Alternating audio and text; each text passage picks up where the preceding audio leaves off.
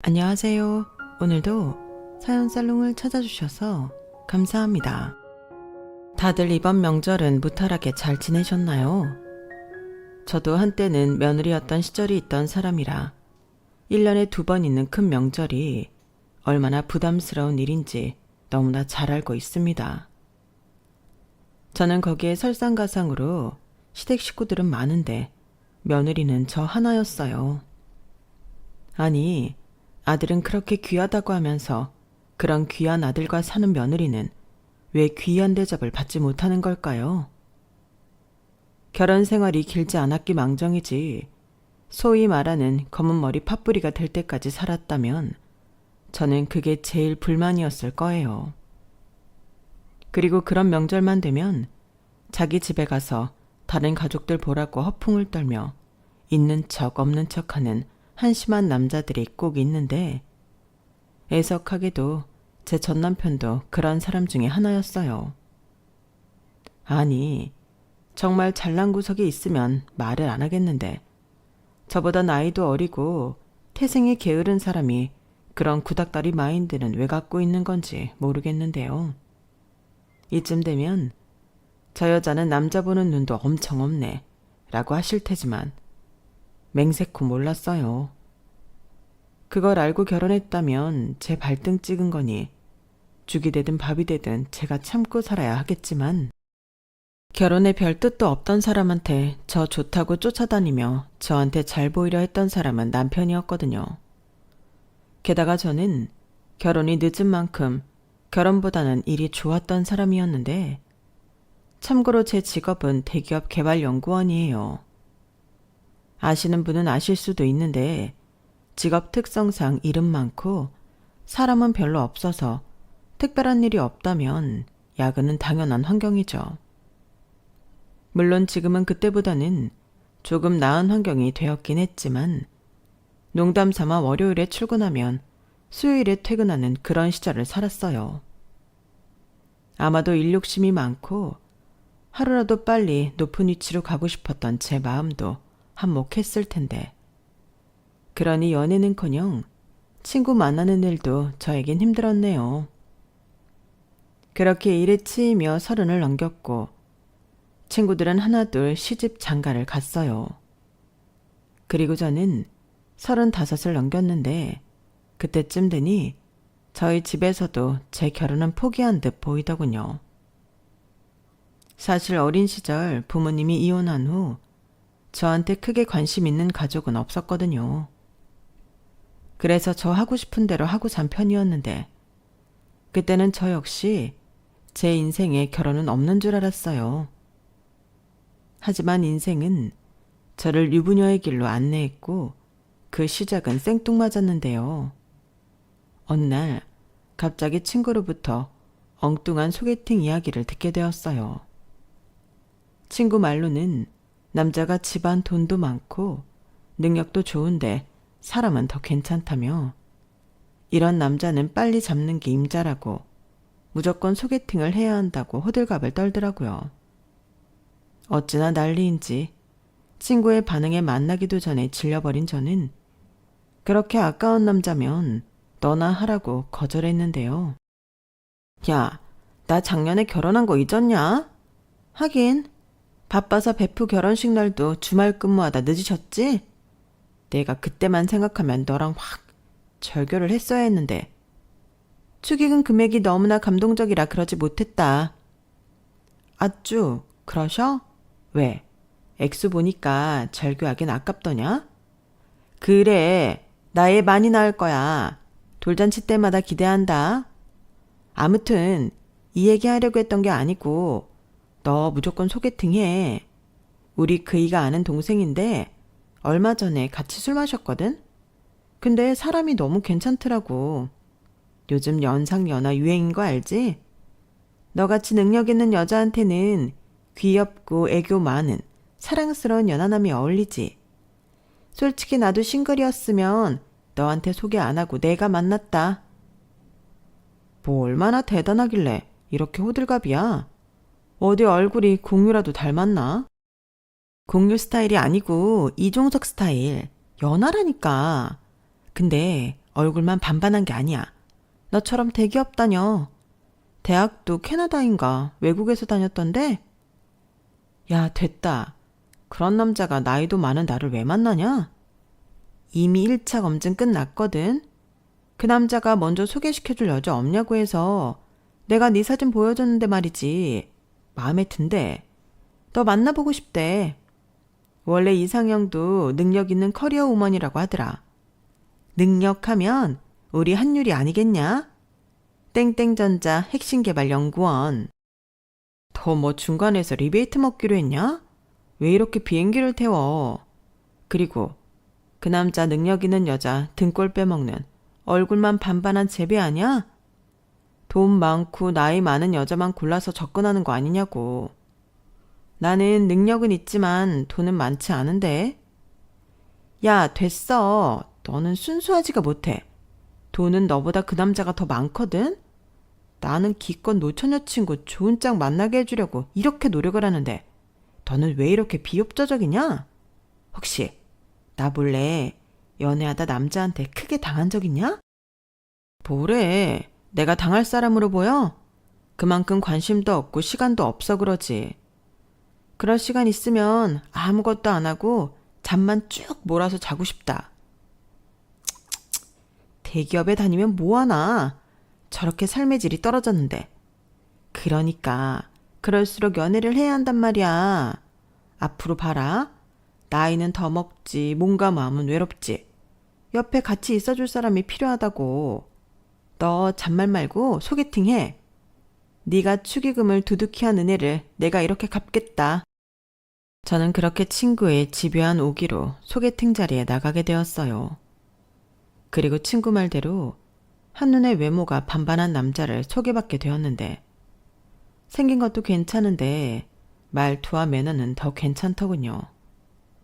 솔직히 친구가 아무리 입에 침이 마르도록 자랑을 했어도 믿지 않았거든요. 그렇게 괜찮은 사람이 왜 여자친구가 없어서 연상녀를 소개시켜 달라고 할까? 만나보고 아니면 친구한테 뭐라고 해줄 생각이었는데 오히려 제가 한 방 먹은 기분이었어요. 그만큼 그 남자는 참 괜찮은 사람이었고 특히 활짝 웃을 때 들어가는 보조개가 남자지만 너무 예뻤는데 저도 모르게 홀린 듯 그 남자한테 빠지고 말았어요. 그 남자한테는 일종의 부티가 흘렀거든요. 그 부티라는 게 돈이 많아 보인다는 뜻이 아니라 사랑 많이 받고 자란 구김살 없는 막내 아들 같은 분위기였는데요. 실제로 대화를 나눠보니 위로 누나가 둘이 있고 오랜 노력 끝에 얻은 귀한 막내이자 장손이라 식구들의 사랑을 한 몸에 받았다고 하더라고요. 그리고 친구 말처럼 그 남자 집이 꽤 살았는데 서울은 아니지만 지방 도시에서는 나름 유명한 부자라는 것 같았어요. 3대째 내려오는 생갈비집을 해서 돈을 아주 많이 벌었다고 하던데 그래서 아들이고 딸이고 모두 대학은 유학을 보내 마치게 했고 중고등학교 때도 방학이면 미국이다 호주다 캐나다에 어학연수를 보냈다고 했는데 얘기를 들어보니 진짜 집에 돈이 많긴 한 것 같았어요. 그리고 집에 돈도 많아 그런지 누나들도 시집을 잘 갔는데 모두 의학 박사, 집도 내놓으라고 할 정도로 잘 사는 집들과 사돈을 맺었다고 하더라고요. 솔직히 거기까지 이야기를 들었을 때는 이유 모를 주눅이 들었어요.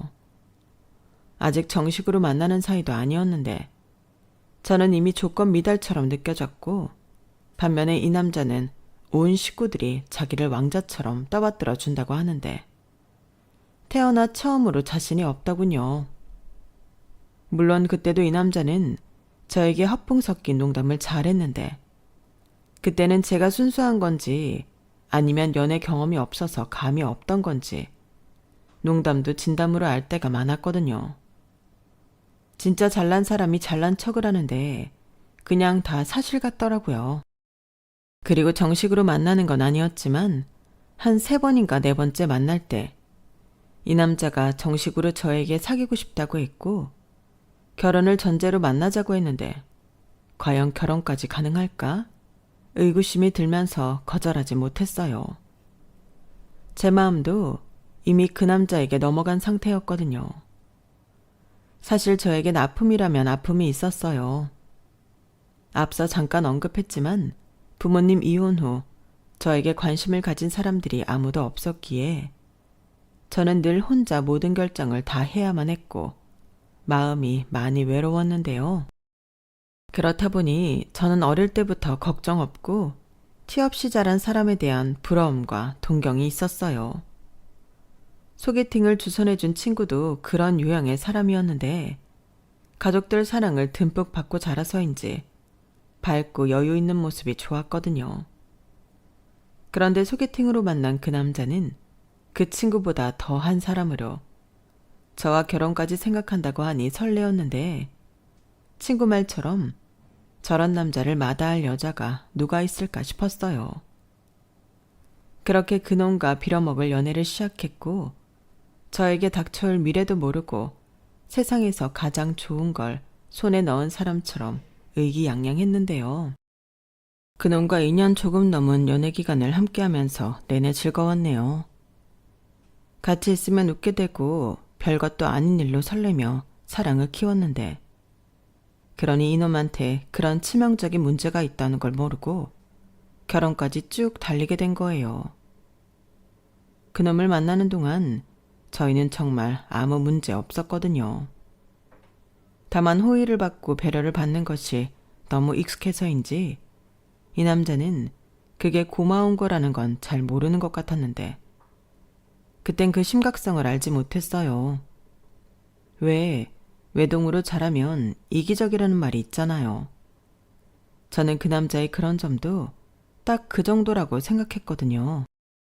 그리고 연애하는 동안에는 서로 잘 보이고 잘해주려 노력했으니 더더욱 단점이나 문제점은 모르고 결혼 약속을 하게 되었는데 저희 집에서는 저한테 관심도 없고 포기했던 결혼이라 반대할 이유가 없어 아주 손쉽게 허락을 받을 수 있었어요. 거의 네가 알아서 해라 이 수준이었는데 솔직히 제가 살아온 환경이 이처럼 딱딱해 마음먹은 이상 결혼을 서두르고 싶더라고요. 그리고 이윽고 걱정이 많았던 시댁에 인사를 갔을 때는 혹여나 이혼 가정에서 자랐고 나이 많은 여자라 안 된다고 할까 겁이 나긴 했는데 다행히 그런 건 없더라고요. 예비 신랑이 된 그 남자 말대로라면 이미 제 얘기를 가족들에게 전부 했고 무조건 저랑 결혼할 거라 반대해도 소용없다고 손을 써놨다고 했는데 그래서인지 제가 긴장을 잔뜩 하고 그 집에 방문했음에도 식구들이 새 식구 될 사람이 왔다며 저를 열렬히 반겨주는 분위기였어요. 거기에 가족 구성원 중에 여자들이 많아 그런지 집안 분위기도 밝고 좋았는데 뭔가 나도 여기에 소속되었다는 이상한 만족감에 예비 시댁에 갈 때마다 즐거웠어요. 하지만 그것도 어디까지나 예비 시댁이었을 때나 해당되는 말이었는데 그 예비라는 단어가 빠지니 시댁은 시댁이더군요. 며느리는 절대 그 소속이 될 수 없다는 걸 결혼 생활 내내 느꼈거든요. 하지만 그런 제 미래도 모르고 저는 좋다고 결혼 준비에 들어갔고 신혼집은 차가 없는 제 편의를 봐준다며 남편과 시댁에서 제가 다니는 회사 통근버스 정류장 근처에 매매할 수 있도록 배려해줬는데 매매할 때 필요한 계약금을 시댁에서 모두 지원해 주셨어요. 물론 전부를 해줬다면 너무 감사했겠지만 그러면 제가 너무 기울어진 결혼을 하는 것 같아 2억의 대출금을 끼고 작은 9억 아파트를 매매했는데요. 이후 대출금은 남편과 제가 노력해 갚기로 했죠. 우선 거기까지는 아무 문제가 없었어요. 하지만 문제는 결혼식장이었고 저희 가족은 서울, 시댁 가족들은 지방에 있다 보니 한쪽은 꽤 먼 거리를 이용해야만 했는데 저는 당연히 서울에서 결혼하게 될 줄 알았죠. 하지만 그건 어디까지나 저와 저희 가족들의 생각이었고 시어머니는 무조건 결혼식은 시댁이 있는 지방에서 해야 한다고 하셨는데요. 여기도 지방이긴 하지만 고속도로만 타면 2시간이면 오잖아. 서울에서 하나 여기서 하나 뭐가 다르니? 내가 우리 가게에서 손님들 접대도 좀 하고 그러라고 하니까 네가 맞춰라. 바깥 사돈께도 네가 잘 말씀드리고 라고 단호하게 말씀하시는데 저는 생각지도 못한 일이라 적지 않게 당황했어요. 저는 태어나 서울을 단 한 번도 벗어난 적이 없었고 친척들은 몰라도 친구들이나 회사 동료들에게 제 결혼식 하나 때문에 차 끌고 고속도로 타라고 하기가 참 민망하더라고요. 게다가 남편 회사 사람들도 참석하기는 서울이라 더 편할 텐데도 시어머니는 그건 양보할 수 없다고 하셨고 내가 그동안 뿌린 게 많아서 그래. 니들 손님 규모에 비하면 내 손님 규모는 그 배가 넘는다. 니들이 그 돈 충당해 줄 수 있는 거 아니잖아. 그리고 회사 사람들이건 친구들이건 오기만 하면 내 가게에서 맛있는 고기도 먹을 수 있는데 오히려 좋은 거 아니니? 라고 물러설 기미가 보이지 않는데 남편도 이번 일은 저더러 양보하라고 하더군요. 우리 엄마가 누나들 결혼식도 그렇고 축의금으로 뿌린 게 많아서 그래. 내가 마지막 결혼이니 이번에 뿌렸던 거 다 수거하려고 그러는 거야. 자기가 이번 일은 이해해줘. 아니, 그래도 그렇지. 평생 한 번 있는 결혼식인데 이걸 양보하면 나는 웨딩드레스 뭘 입으라고. 그리고 누나들은 전부 서울에서 했다며. 그야 누나들은 딸이니까. 원래 결혼식은 남자 쪽 입김이 센 거 아니야? 우리 엄마 그때마다 관광버스 대절하고 결혼식 끝나고 내려와서 가게에서 한턱 내고 그랬어. 그럼 이번에도 그렇게 하시면 안 돼? 내 손님은 전부 서울 사람들인데 내려오라고 하면 좋아할 사람이 누가 있겠냐고. 그럼 오지 말라고 해? 그 정도 사람이면 안 오는 게 나아. 그래도 양심껏 축의금은 내겠지. 무튼 이번에는 자기가 양보해.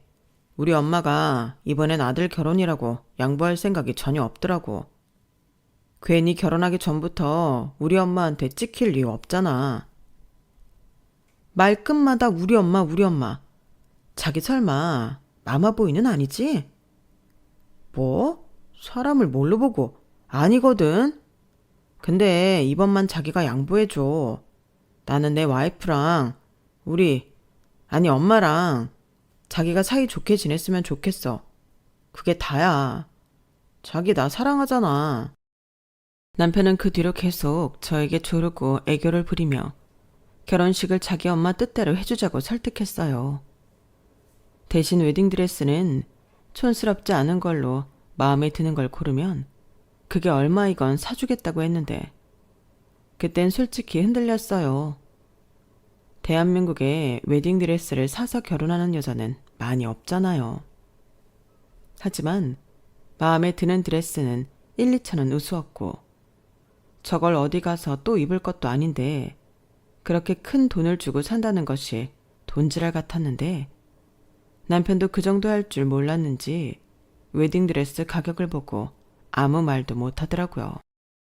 그래서 드레스는 사지 않고 마음만 받기로 했는데 그렇다고 이미 계약한 결혼식장을 취소할 순 없어 최대한 저희 측을 배려해준다는 조건으로 저는 지방에서 결혼식을 올렸어요.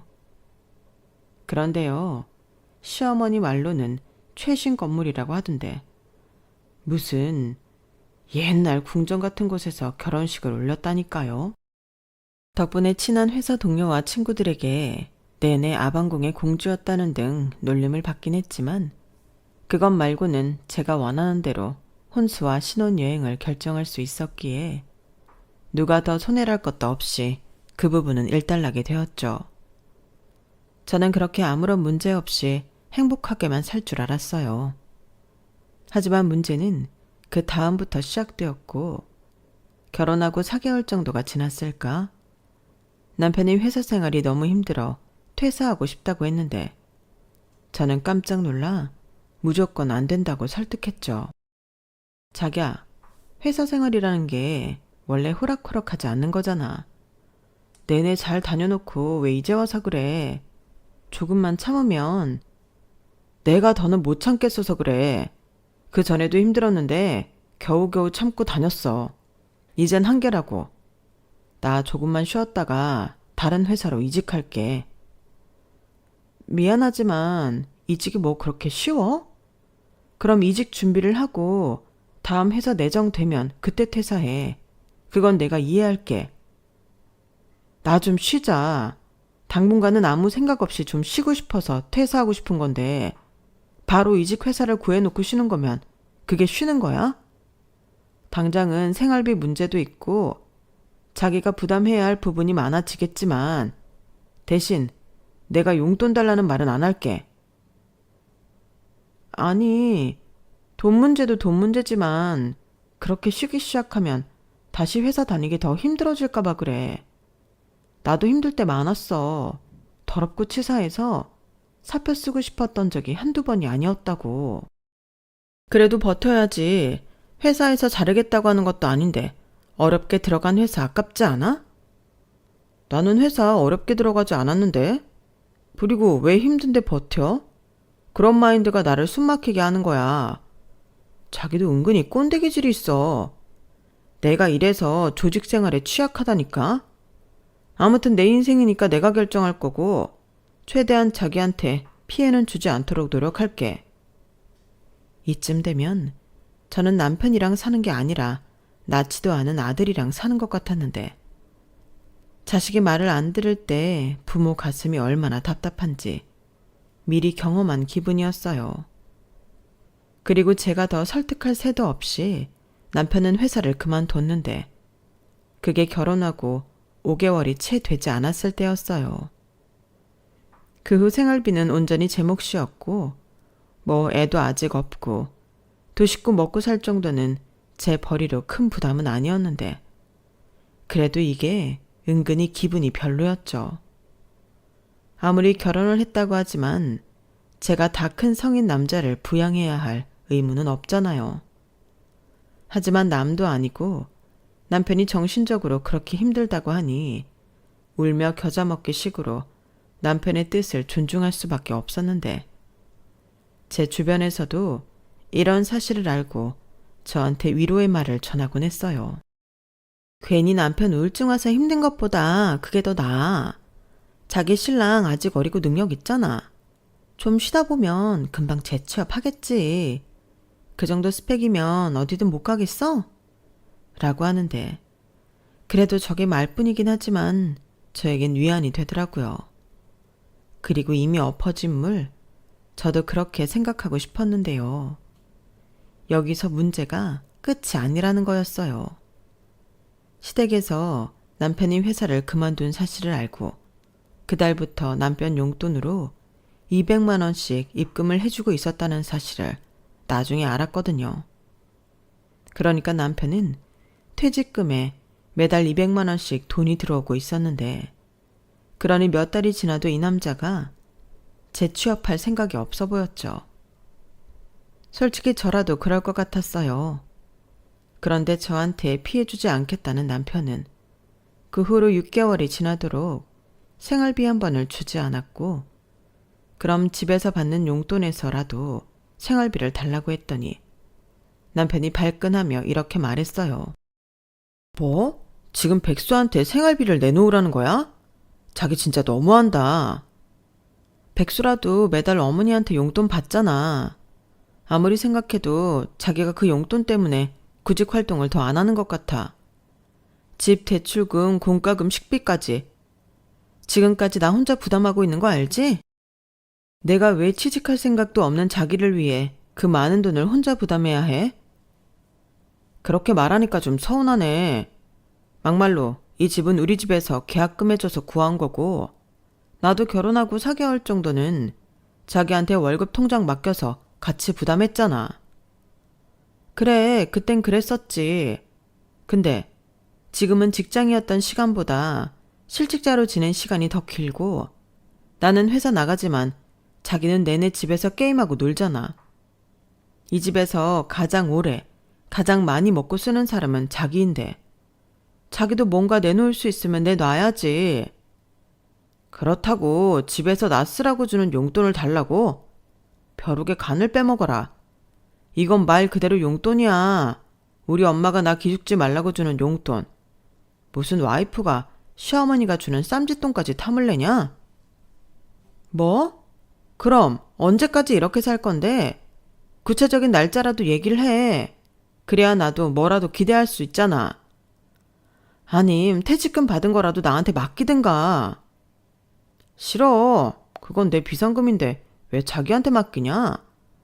자기도 가만 보면 내 돈줄을 전부 틀어쥐려고 하는 경향이 있어. 그건 옳지 않아. 이건 내가 싫어도 참고 회사 다닌 보상금이라고. 그리고 이미 반절은 쓰고 없어. 뭐? 퇴직금을 벌써 건드렸다고? 솔직히 얼마 되지도 않았고 카드 쓴 게 있어서 카드값 메꿔해서 어쩔 수 없었어. 지금도 이 난리인데 내가 자기한테 카드값 내달라고 했어 봐. 그럼 자기가 가만히 있었을까? 나도 최대한 자기 배려하는 거야. 그리고 내가 왜 집에만 있겠어. 나가면 다 돈이니까. 자기 눈에는 내가 생각도 없이 먹고 노는 걸로 보이겠지만 나 사실은 엄청 고민하고 또 노력하고 있다. 그래서 나더러 지금 고마워하라는 말이야? 그건 아니지만 쪼지 말라고. 다 때가 되면 노는 것도 지겨워지고 일하고 싶어지겠지. 내가 또 하겠다고 마음 먹으면 하는 사람이라 취직은 문제 없다니까. 남편은 어디서 나오는 자신감인지 백수 주제에 매사가 자신만만했어요. 그리고 시댁 행사가 있어 시댁에 나가려면 시어머니도 저에게 남편 일 안 한다고 뭐라고 하지 말라며 당부하셨는데요. 저런 엄마가 있으니 그 아들이 오죽할까 싶었어요. 남편 기죽이지 말아라. 내가 너 생각해서 우리 아들한테 용돈 보내주고 있는 거야. 걔는 어릴 때부터 지 마음이 가야 움직이는 애였어. 그래도 결국엔 다 알아서 하니까 옆에서 바가지 긁지 말어. 나는 네가 내 귀한 아들 긁는 꼴은 못 본다. 시어머니는 정확히 저렇게 말씀하시면서 아들한테 용돈 주는 이유는 저 때문이라고 하셨어요.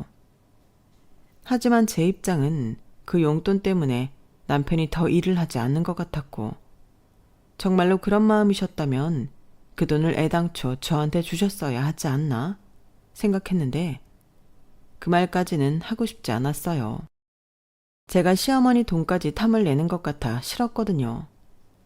그리고 어디까지나 저는 돈도 돈이지만 나이도 어린 남편이 일도 하지 않고 놀고 있다는 게 저에겐 더 스트레스였는데 그걸 아무리 얘기해도 남편은 들어먹을 생각도 하지 않았어요. 그러다 진짜 가지가지 한다고 남편이 나중엔 사업을 하겠다며 더 엇나가기 시작했는데 남편이 하는 일이 모두 철없는 애가 헛소리하는 것처럼 들리더군요. 하지만 그때까지도 남편과 헤어지고 싶은 마음은 1도 없었어요. 솔직히 그 부분만 아니면 남편과는 아무 문제가 없었거든요. 남편은 여전히 자상했고 또 유머러스하며 같이 있으면 즐거웠는데 내가 정말 때 묻은 꼰대고 속물이라 그런 건지 남편이 그만 놀고 취직을 했으면 좋겠다고 생각했어요. 하지만 아들 다루듯 구슬리면서 남편 마음을 돌리는 시간이 많이 걸렸는데 그렇게 6개월이 지나 1년을 채우더군요. 그때 명절을 2번 겪었는데 당신 아들이 백수에 놀고 먹는 걸 아시면서도 그 집에선 귀한 어화둥둥 막내 아들이었어요. 그에 반면 저는 무수리 같은 며느리였는데 시어머니가 명절 전날까지 장사를 하셨기 때문에 모든 일이 제 차지가 되었죠. 아니, 며느리 없을 때는 어떻게 했던 건지 정말 도와주는 이가 하나도 없었어요.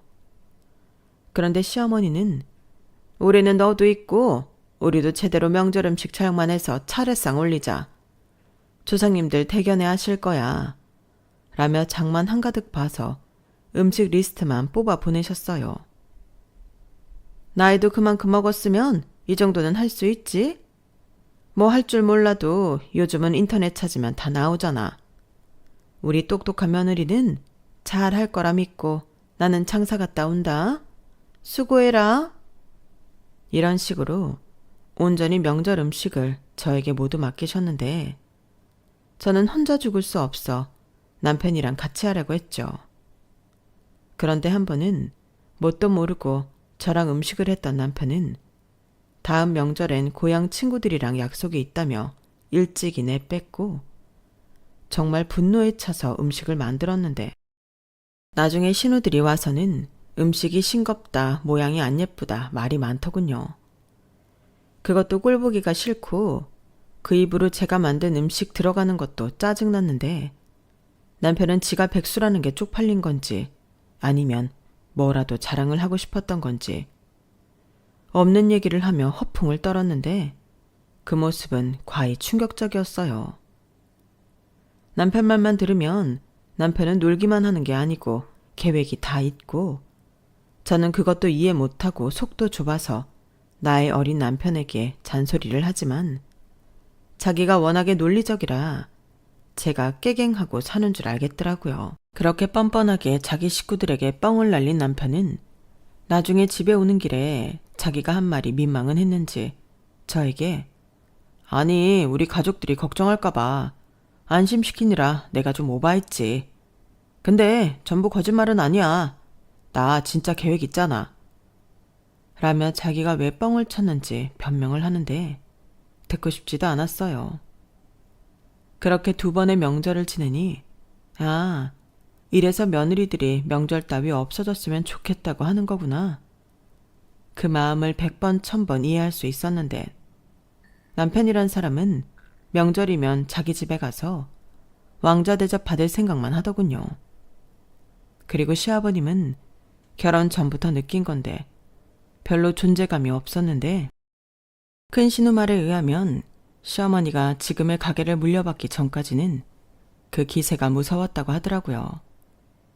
하지만 시어머니가 본격적으로 가게 주인이 되고 식당이 그 전보다 훨씬 더 잘 되고 나서부터는 입김으로는 시어머니를 이길 수 없게 되었는데 그 후로는 모든 결정권과 키를 시어머니가 쥐고 흔들었다고 했어요.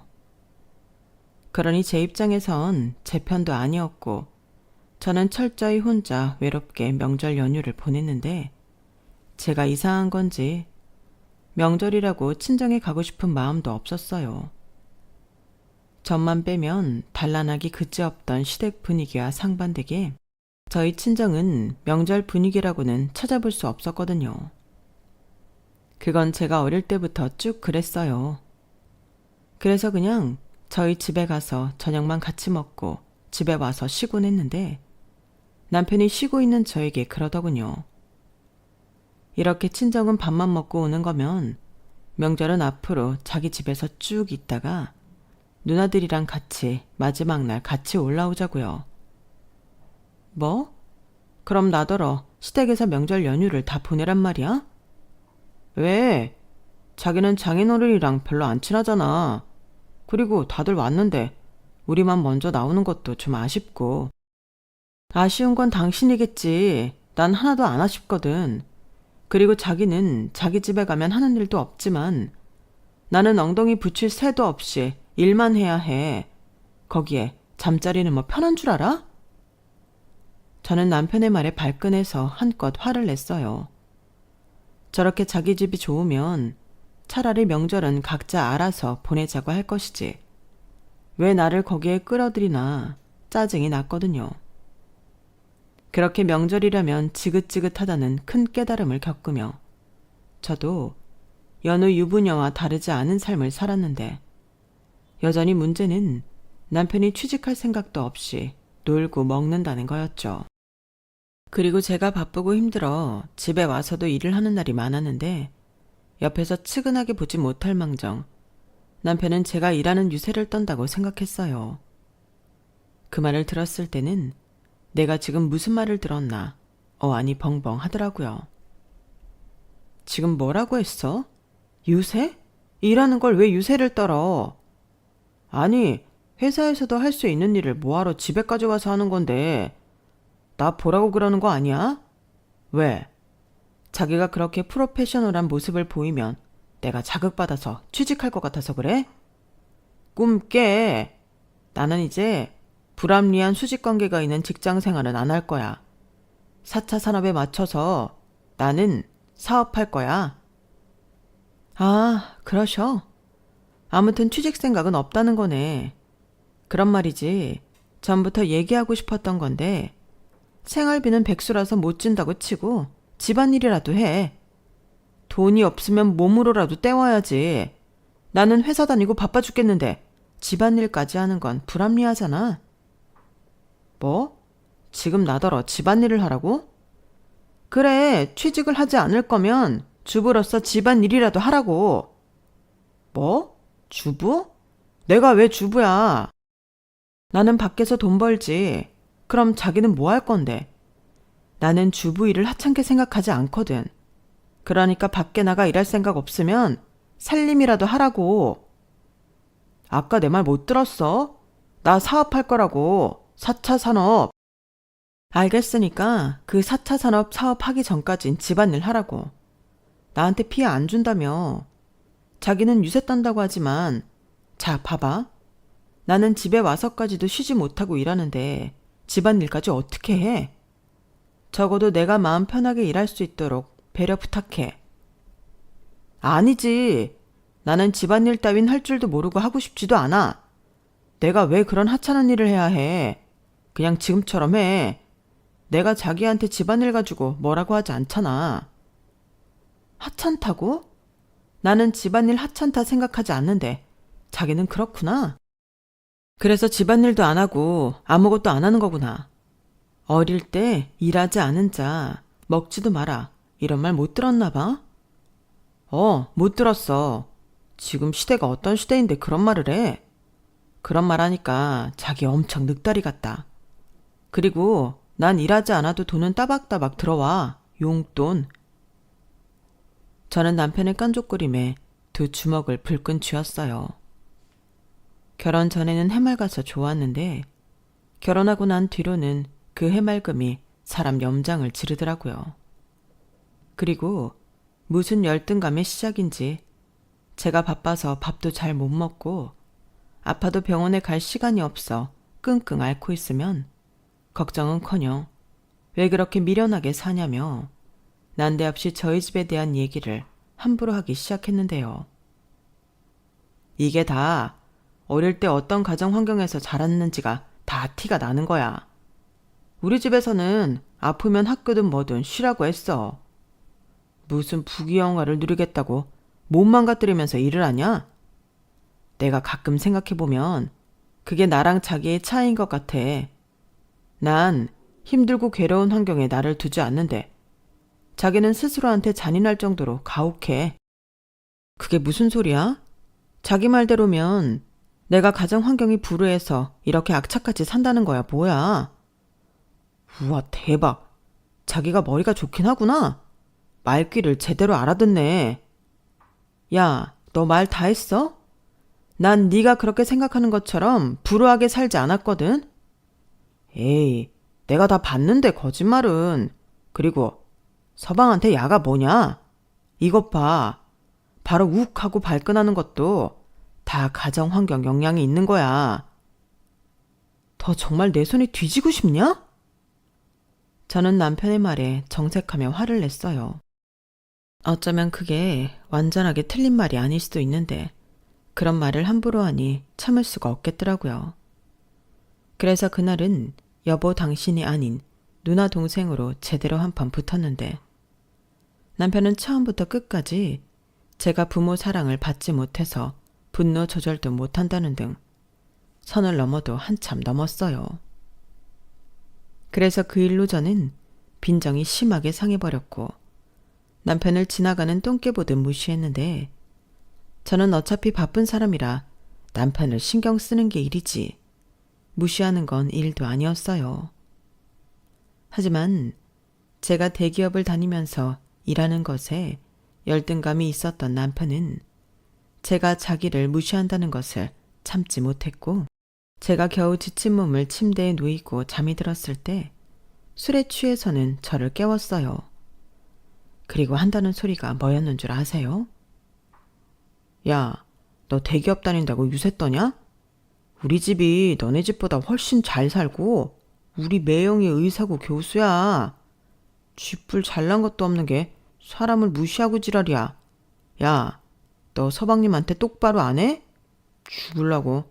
남자는 하늘, 여자는 땅이야. 너, 내가 사업해서 너보다 돈 더 많이 벌면 그땐 어쩌려고 그러냐? 지랄하고 자빠졌네. 야, 할 일 없으면 발이나 닦고 잠이나 자. 왜 힘들게 일하고 온 사람 잠도 못 자게 건드리는데? 이것 봐. 또 일한다고 유세 떨지. 너는 내가 만만하냐? 그래. 너 같으면 백수가 무섭겠냐? 그리고 유세 떠냐고 그만 얘기할래? 하늘이고 땅 좋아하네. 넌 그냥 노는 게 좋은 뽀로로야, 이 펭귄 새끼야. 그리고 네 매형이 의사고 교수면 뭐? 그게 너랑 무슨 상관인데? 네가 의사고 교수야? 생각하는 것도 꼭 7세 수준이네. 너 유학 가서도 공부 안 하고 놀기만 했지? 아니, 애당초 여기서 대학 못 갈 것 같으니까 돈 주고 학교 들어간 거 아니야? 뭐? 너 말 다 했어? 남편은 제 말에 더 열받았는지 귀청이 떨어지도록 소리를 빽 질렀어요.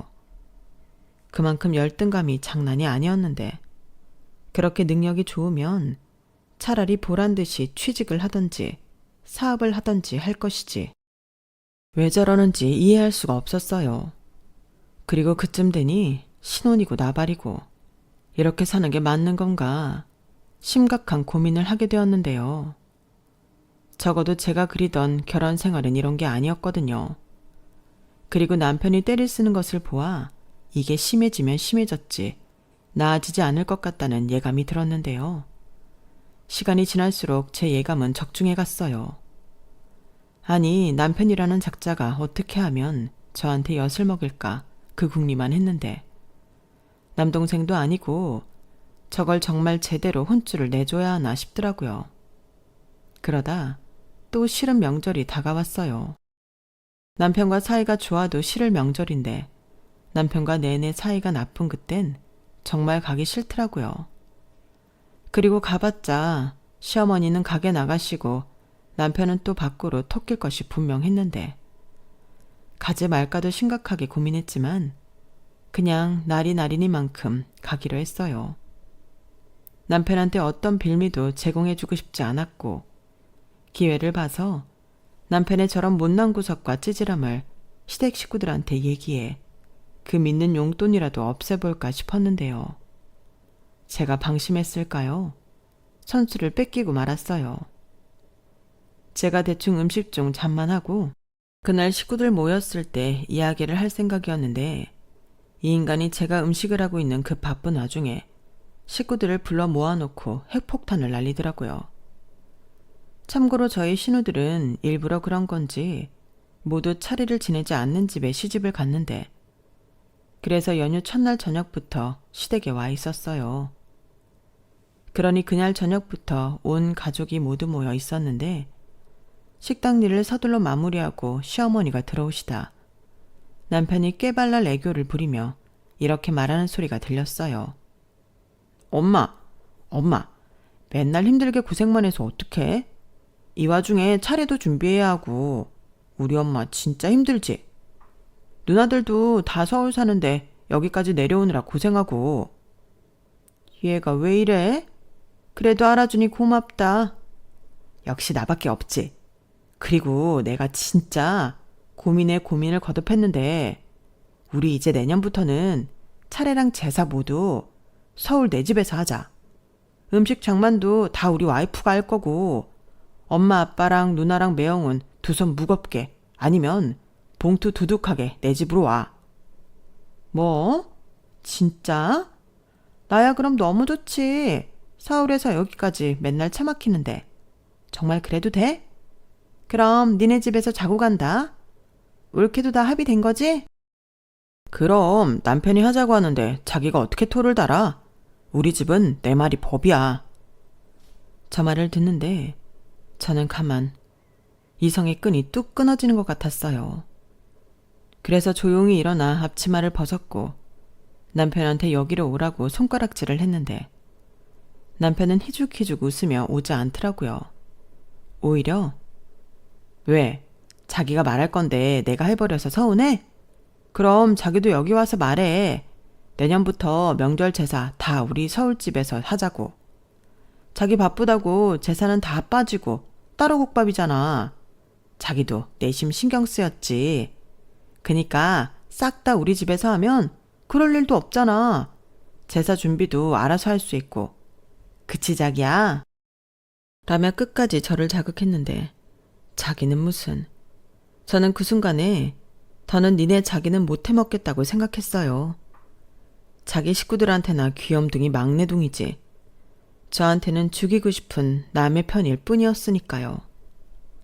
그리고 제가 벌어온 돈으로 먹고 사는 주제에 저런 겁없는 말을 한다는 것 자체가 저는 용납이 되지 않았는데 이렇게 된 이상 이혼하지 않으면 제가 바보 천치에 등신 머저리라고 생각했어요. 그렇게 저는 아무런 말도 하지 않고 짐을 쌌고 어렵긴 했지만 콜택시를 잡아 서울 집으로 가버렸는데요. 남편은 저를 따라오지 않더군요. 오히려 고마웠어요. 그래서 바로 집에서 제 짐만 대충 쌌고 친정 아빠 집으로 향했는데요. 나중에 남편이 뭐라고 한 줄 아세요? 나는 자기가 장인어른이랑 사이가 안 좋으니까 친정에 갔을 거라고 생각도 못 했는데 라고 하는데 저걸 죽여 살려. 속으로 수없이 생각했어요. 하지만 이혼 도장 찍으면 어차피 남이 될 거 무시하면 그만이라고 속으로 돌을 닦았고 말빨이라면 지지 않는다고 생각하기에 똑같이 받아쳐줬어요. 그래? 근데 어쩌지? 네가 생각하는 것보다 나 우리 아빠랑 사이 되게 좋아. 그리고 더는 너같이 덜 큰 애랑은 못 살겠다. 우리 이혼하자. 뭐? 이혼? 지금 나랑 이혼을 하겠다고? 왜? 설마 내가 제사랑 차례 우리 집에서 하겠다고 했다고 보이콧 뭐 그런 거 하는 거야? 보이콧이 아니라 이혼이라고. 너 아까 잘도 말하더라. 제사와 명절 내 집에서 하겠다고. 그러니 네 집에서 실컷 해. 진짜 쫌스럽다. 아니 여자가 시집을 왔으면 그 집 제사 지내는 건 당연한 일이지 뭘 그래. 난 자기 편의를 봐준 거야. 그래? 그럼 봐주는 김에 남은 내 인생의 편의도 좀 봐줘. 내가 왜 니네 엄마도 아닌데 너를 먹여 살려야 하는 건데? 뭐야? 아직도 그 얘기야? 너는 지겹지도 않냐? 너 같은 소리 하네. 내가 너보다 3살이나 많아. 어디서 누나한테 너래? 너 같은 덜 자란 애는 평생 결혼하지 말고 니네 엄마 용돈이나 받고 엄마 하고 살아. 괜히 엄한 남의 집 딸 데려다 고생시키지 말고. 너 누나 말 무슨 뜻인지 아니? 넌 누나가 둘이나 있는데 이런 거 가르쳐주는 누나는 없었어? 남편은 제 말이 딱 지 수준에 맞게 전달이 되었는지 전에 없이 불같이 화를 냈어요. 그리고 친정으로 쳐들어왔는데 그땐 이미 저도 친정 아빠한테 이혼하겠다고 말씀을 드린 후였고 그 이혼의 이유도 설명을 드렸는데 원래 무뚝뚝한 성격이라 그때는 뭐라고 말이 없으셨어요. 그런데 막상 문제의 사위가 저와 단판을 짓겠다며 쳐들어오자 저희 아빠가 취미로 하고 있는 야구 배트를 들고 현관문을 여셨는데 몽둥이가 무섭긴 했는지 바로 주랭랑을 치더라고요. 그런데 저희 아빠가 달리기도 엄청 빠르거든요. 저희 아빠는 도망가는 그놈을 야구 배트를 들고 쫓아가셨어요. 그리고 다시 집으로 돌아온 아빠의 얼굴은 터질 듯이 시뻘개지셨는데 그날 이후 남편은 저한테 연락도 하지 않고 찾아오지도 않았죠. 하지만 저는 이혼을 해야 했기에 그놈을 싫어도 한 번을 만났어야 했는데 그래서 딱 그 수준에 맞춰서 구청에 있는 동네에 외식을 하자고 꼬셨어요. 보통의 성인 남자면 그깟 걸로 넘어오지 않을 것 같았는데 그 와중에 외식이라는 말에 꽂혀서 좋다며 뭐 먹을 거냐고 지는 돈가스가 먹고 싶다고 답장을 보내었더라고요. 정말 그 답장이 기가 막혀서 웃음이 나왔어요. 그리고 사실 저는 집을 나올 때 이혼할 생각이 있었기 때문에 남편 도장까지 챙겨서 나왔는데 신분증이야 지갑에 늘상 가지고 다닐 테고 구청에만 끌고 가면 끝날 일이었죠. 그래서 남편이 좋아하는 돈가스 사서 먹이고 저는 커피 한잔 하자고 구청으로 데리고 갔어요. 그러자 관공서에서 커피를 마시냐며 남편은 호기심 가득한 얼굴로 두리번거렸고 저는 이렇게 말했어요. 이혼 서류 쓰고 도장 찍은 후 자판기 커피 사이좋게 뽑아 먹고 헤어지자고요.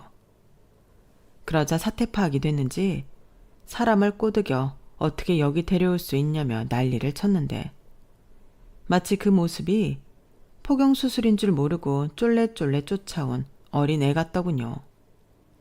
그 모습은 더 이상 설레지 않았어요. 아이처럼 해맑다고 생각한 제 눈도 정상으로 돌아와 그 꼬라지가 창피하게만 느껴졌는데 그때부턴 이혼하기 싫다고 생떼를 쓰더라고요. 그리고는 자기는 이혼하고 싶지 않다며 고칠 점이 있으면 알려달라고 하는데 제가 그동안 얘기한 것들은 뭐였나. 또 주먹이 불끈 쥐어졌어요. 하지만 장소가 장소인 만큼 꾹 참았는데 왜 이혼당하는지 모르겠냐고 그걸 모르는 게 바로 네 문제라고 친절하게 알려줬는데 남편은 아이처럼 이혼하기 싫다고 울었어요. 정말 그 모습에 등짝이라도 후려치고 싶었는데 마지막이라고 생각하고 저는 진지하게 말했어요. 내가 생각한 결혼 생활은 이런 게 아니었고 더는 남자로서 매력도 못 느낄 뿐더러 이렇게는 못 산다고. 한 달 내로 취직을 하든 아니면 이혼 서류에 도장을 찍든 둘 중에 하나를 하라고 시켰는데 그때도 속으로는 엄청 떨렸어요. 그래서 한 달 내로 취직하지 못하면 집 명의를 넘겨달라고 했는데요. 사실 집이 욕심이 난 게 아니라 이 인간이 건성으로 약속을 할까 그게 무서워서 조건을 달았네요. 그리고 그 순간에는 나름 머리를 굴려보긴 한 건지 이혼을 하겠다고 했는데요. 어이가 없더군요. 그러니까 애당초 취직할 생각은 계속 없었다는 거잖아요. 그렇게 저는 손수 그 인간을 끌고 가 이혼 서류에 도장을 찍을 수 있었습니다. 대한민국에 저처럼 이혼한 여자가 또 있을까요? 그렇게 짧고 굵게 저는 이혼녀가 되었어요. 그리고 소개팅을 주선한 친구를 불러내 가장 먼저 이혼 사실을 알렸는데요. 친구는 제 얘기를 듣고 자기는 몰랐다며 오도방정을 떨었어요. 마음 같아서는 저딴 폭탄을 저한테 던진 친구와도 절규하고 싶은 마음이었는데 친구도 모르고 그랬다고 하니 일단은 넘어가기로 했네요. 대신 중간에 말아먹은 내 인생은 두고두고 보상하라고 일러두고 저는 깔끔하게 제 노선 찾아 일상으로 돌아왔는데요. 제가 그동안 남편 대신 납부한 대출금 있잖아요. 그건 전부 돌려받기로 했어요. 처음엔 너도 거기 살았으니 일부만 받으라고 남편과 시부모님이 버텼지만 그동안 생활비도 없이 제가 번 돈으로 먹고 산 남편의 생활비야 정신적 스트레스까지 줬으니 위자료 계산까지 하겠다고 하니 그 돈은 다 돌려주겠다고 하더라고요. 그렇게 저는 받을 거 받고 깔끔하게 정리했습니다. 그리고 친정집에 잠시 머물다 혼자 살 오피스텔을 얻어 다시 싱글라이프를 즐기고 있는데 그때 아빠가 저한테 그러셨어요. 아빠가 표현은 잘 못하지만 늘 너를 걱정하고 생각한다. 힘들면 언제든지 의지하고 도움 필요하면 언제든 얘기해. 어릴 때부터 뭐든 혼자 잘하는 너라 아빠가 나설 기회가 없었지만 아빠는 늘 네 곁에 있었어. 그러니까 조바심 내지 말고 네가 원하는 대로 살아. 누가 뭐라고 하든 너만 행복하면 아빠도 좋다. 저 말을 제가 오피스텔 이사하기 하루 전에 말씀하셨는데 밤새 얼마나 울었는지 모릅니다. 늘 혼자라고 생각했는데 그 옆에 늘 아빠가 있었다는 걸 너무 늦게 안 것 같아 죄송했어요. 그리고 그런 아빠를 위해서라도 이혼 후 제 인생은 무조건 행복해야겠다고 생각했는데요.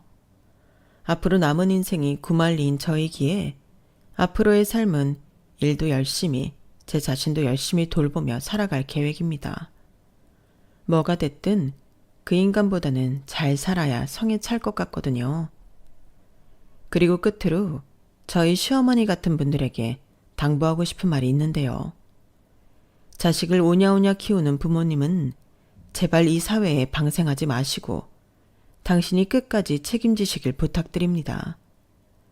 돈 없어 주눅 들고 마누라한테 기죽을까 걱정하지 마시고요. 평생 끼고 사세요, 제발. 이상 미성숙한 남자랑 살다 이혼한 여자의 사연이었습니다. 그나마 다행이라면 제가 오래 참고 살진 않았다는 거예요. 만약 더 참고 살았다면 더 어이없는 일을 많이 당했겠죠. 명절날 던진 그놈의 폭탄 덕에 도망쳐 나올 수 있지 않았나 생각하며 제 사연을 여기서 마치겠습니다. 명절 지나고 우리나라 이혼율이 급히 올라간대요. 그만큼 힘든 사람들이 많다는 건데 부디 이번 명절엔 이혼하겠다는 부부가 많이 없길 바랄 뿐이에요. 거기에 아울러 이제 우리의 명절 문화도 바뀌었으면 좋겠다고 생각하는데 일하는 사람 따로 있고 즐기는 사람 따로 있는 불공평한 날이 아닌 가족 모두가 즐거웠길 바라는 마음입니다. 그럼 제 사연 끝까지 함께 해주셔서 감사드리고요. 늘 건강하시고 앞으로의 모든 날이 행복하시길 진심으로 바라겠습니다. 안녕히 계세요. 여러분, 사연 댓글에 응원과 현명한 조언 부탁드려요. 좋아요와 구독은 저에게 큰 힘이 됩니다. 오늘도 좋은 일 가득하세요.